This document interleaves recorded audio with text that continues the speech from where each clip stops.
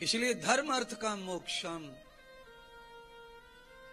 भगवान ने कहा कि धर्म प्रथम होना चाहिए, दूसरा अर्थ होना चाहिए, तीसरा काम।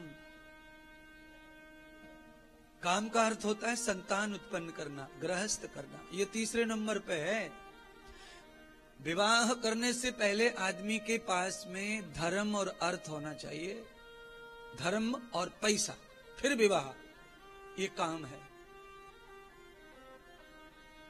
अब ऐसा कोई विवाह कर रहा नहीं है, पर शास्त्र यही कहता है धर्म अर्थ काम, काम तीसरे नंबर पर, विवाह ग्रस्त। इसलिए हमारी सभ्यता में हिंदू सनातन संस्कृति, ये हिंदू शब्द को भी मैं हटा देता हूं, क्योंकि ये हिंदू शब्द भी ये 2-3 हजार साल पहले ही आया है, क्योंकि हम हिंदू नहीं थे पहले, हम आर्य थे, सनातनी थे। तो हमारे आर्यों में, सनातन में ये लिखा हुआ है यजुर्वेद में कि विवाह के लिए आपको तपस्वी, विद्यावान, धनवान, बलवान, ज्ञानवान, धार्मिक होना आवश्यक है। जिन लोगों को विद्या नहीं है, धन नहीं है, धार्मिकता नहीं है, बल नहीं है, उनको विवाह नहीं करना है, शास्त्र कहता है। क्यों नहीं करना है?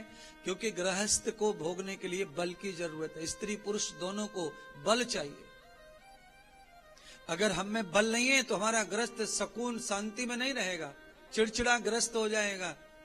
पत्नी अगर निर्बल है तो गृहस्थ बिगड़ेगा, पति निर्बल है, पत्नी चिड़ेगी, परेशान होगी, गुस्सा करेगी, पति को नहीं मानेगी, उससे नहीं डरेगी, नहीं सेवा करेगी। क्योंकि आपको अपना प्रभाव बताना पड़ता है, तब दुनिया सेवा करती है महाराज। चाहे पत्नी हो, चाहे आप हो, चाहे कोई और हो, आपका प्रभाव अगर नहीं है तो आपकी औलाद, आपकी बहू, आपकी पत्नी, कोई भी सेवा आपकी नहीं करेगा। पुत्र से भी सेवा लेनी है तो आपका प्रभाव होना चाहिए, तो पुत्र सेवा कर सकता है। अगर आपका प्रभाव है नहीं तो पुत्र भी नहीं पूछेगा, बहू भी नहीं पूछेगी, पत्नी भी नहीं पूछेगी, पति नहीं पूछेगा। इसलिए मैं आप सबसे कहूंगा, आप सब अपने अपने प्रभाव को तैयार करो। जब प्रभाव बनता है तो अभाव खत्म होता है और भाव पैदा होता है। तो आप भाव को पैदा करेंगे तो रिलेशन चलेगा, संबंध चलेगा, विचार चलेगा, ये दुनिया चलेगी। और ये दुनिया और ये सब कुछ चलता कब है? जब आपके पास में धार्मिकता होती है महाराज। हमें अधर्मी हो जाने दो, कोई नहीं आएगा बर्थडे मनाने। है रावण का बर्थडे कौन मनाता है? कौन कंस का बर्थडे मनाता है? कुंभकर्ण का बर्थडे कौन मनाता है?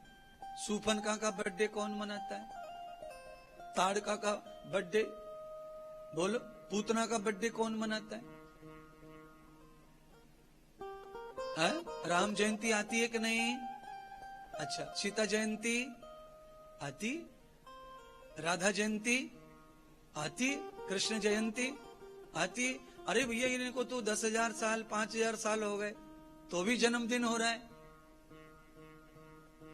राधा जब आई तभी पूतना आई, सीता जब आई तभी शूर्पणखा आई, पर दो में से एक का ही जन्म जयंती चल रहा है, एक का नहीं हो रहा। कोई एक पे थूक रहे हैं, एक को पूज रहे हैं।